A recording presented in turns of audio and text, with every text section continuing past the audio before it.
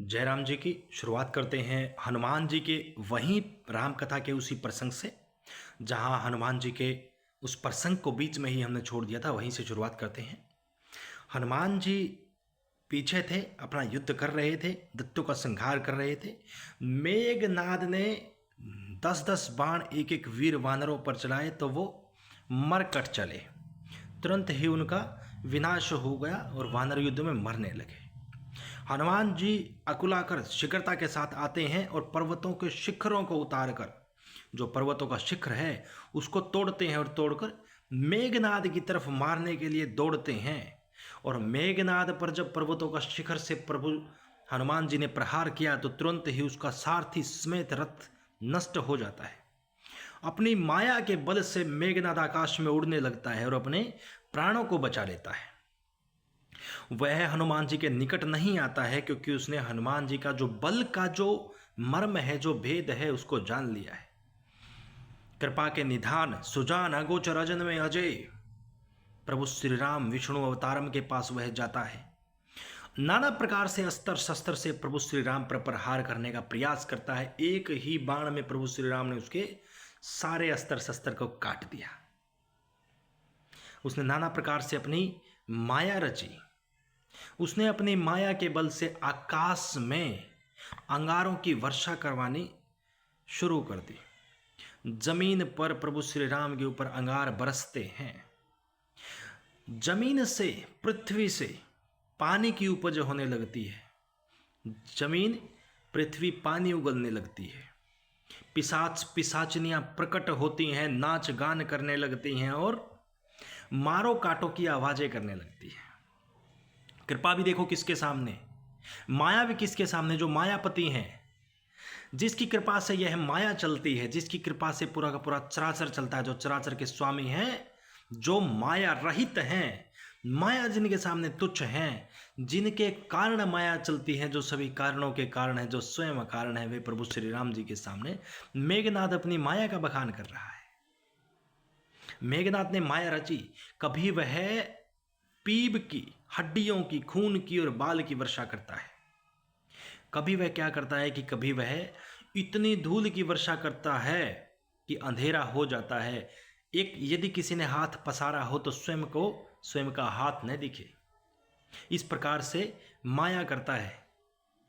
वानरों की जो सेना है वो पूरी की पूरी व्याकुल हो जाती है और अंधेरे में लड़ने में अपने आप को तुच्छ समझती है दैत्यों के सामने। प्रभु श्री राम ने एकदम से बाण की संधान किया, धनुष पर बाण का संधान किया और जैसे ही धनुष चलाया, एक ही बाण में पूरी की पूरी माया को, आकाश और पृथ्वी को माया से रहित कर दिया। मेघनाद की पूरी माया काट डाली। प्रभु श्री राम ने तुरंत अपनी कृपा भरी दृष्टि से वानरों की और रीछों की सेना की तरफ देखा तो प्रभु श्री राम की कृपा से बल पाकर वो भय रहित हो गए। जो व्याकुलता थी उससे रहित हो गए और मर कटने के लिए रण में जूझ पड़े और दैत्यों का संहार करने लगे।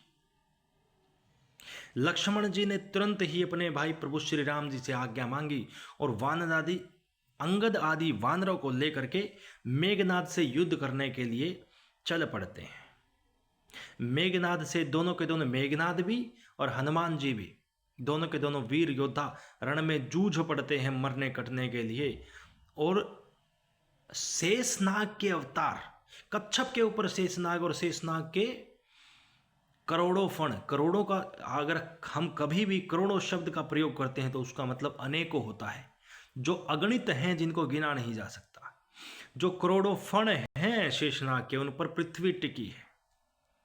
और जो जिस पृथ्वी पर ही वो युद्ध कर रहे हैं, माया से भरे हुए, छल छिद्र से भरे हुए, जिन्होंने तामसी शरीर पाया है, मेघनाद को यह स्मरण नहीं हो रहा, यह ज्ञात नहीं हो रहा है कि स्वयं शेषनाग से युद्ध कर रहे हैं।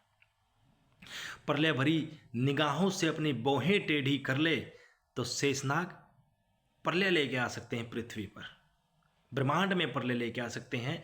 उस भगवान विष्णु जिस पर शयन करते हैं नागसैया पर, उस शेषनाग से युद्ध करने के लिए मेघनाद जी चल पड़ते हैं। मेघनाद का और लक्ष्मण जी का युद्ध होता है। लक्ष्मण जी ने नाना प्रकार से मेघनाद पर प्रहार किए मेघनाद के जो सारथी हैं उनके टुकड़े टुकड़े कर दिए लक्ष्मण जी ने, उनका रथ भी नष्ट कर दिया। अब मेघनाद ने क्या किया? मेघनाद ने जब अपने प्राणों पर संकट समझा तो वीर घातिनी नामक एक शक्ति होती है, वो लक्ष्मण जी पर चलाई।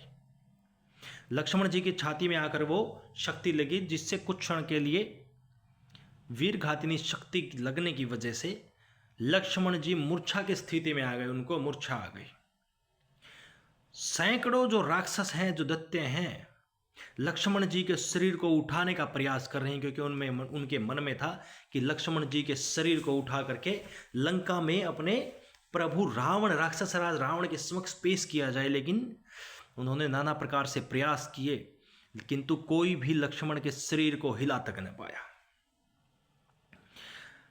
दिन का अंत समझकर संध्या का समय हुआ, रात्रि का समय हुआ, दोनों की दोनों सेनाएं अपने अपने महल को, अपने अपने पर्वत की तरफ लौटने लगी। प्रभु श्री राम के पास अपनी जब वानर सेना आई तो प्रभु श्री राम ने अंगद आदि, हनुमान आदि वानरों से पूछा कि लक्ष्मण कहाँ है।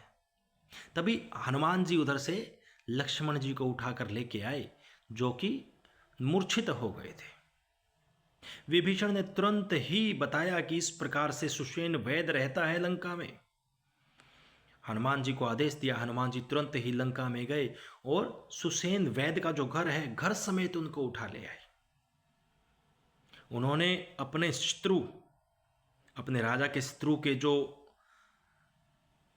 वीर योद्धा हैं, उनका उपचार करने से मना किया।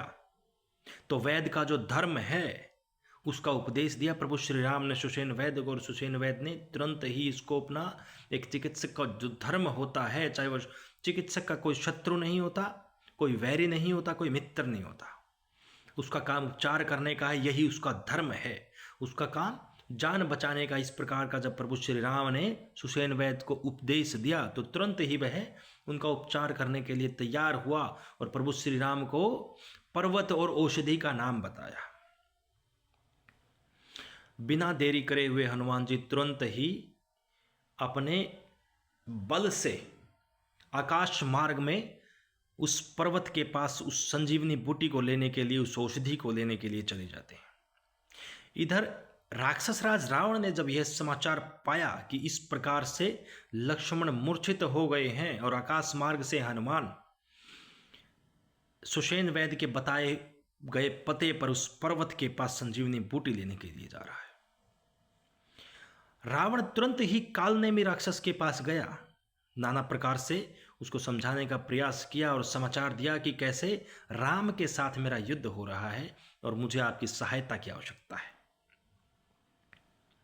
कालनेमी राक्षस ने कहा कि तुम्हारे काल निकट आ गया है, वो प्रभु श्री राम है, वेद पुराण जिसका यश गाते हैं, तुम उसी प्रभु श्री राम के वश में विमुख हो गए हो।